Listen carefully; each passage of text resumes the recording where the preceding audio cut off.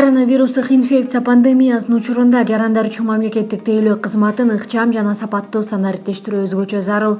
Бул тууралуу Кубатбек Боронов түндүк ведомство аралык электрондук өз ара аракеттешүү тутумунун иштеши жана аны санариптештирүү маселеси боюнча кеңешмеде билдирди.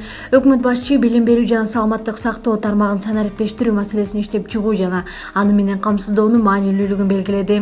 Билим берүү жана саламаттык сактоо сунушталган тейлөөнүн сапатына басым жасоо аркылуу санариптештирүү боюнча күч аракетти багыттоо зарыл болгон тармактар болуп саналат. Атап айтканда, мектеп окуучуларын аралыктан окутууда белгилүү маселелер бар. Тактап айтканда, алар окуу процессинин сапаты, алардын окуу процессине камтылышы, интернет тармагынын ылдамдыгы сыяктуу маселелер. Бул милдеттерди биринчи кезекте чечүү зарыл. Мындан тышкары тийиштүү көзөмөл жүргүзүү жана электрондук рецепт берүү максатында дары-дармек каражаттарын электрондук эсепке алуу тутумун ишке киргизүүнү күчтөндүрүү зарыл, деди Кубатбек Боронов.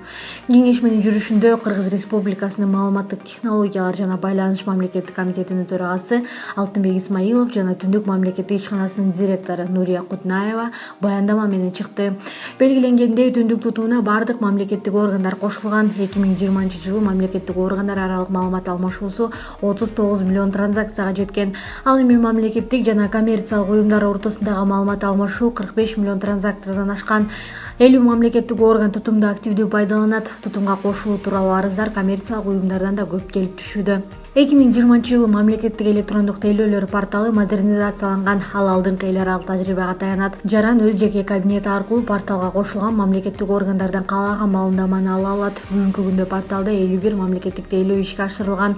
Буга катар иштеп чыгууну талап кылган бир катар маселелер бар. Өкмөт башчы тармактык мамлекеттик органдарга бир катар тапшырмаларды, анын ичинде укуктук ченемдик актыларды талап кыла келтирүү, документтерди санариптештирүү боюнча ишти активдештирүү жана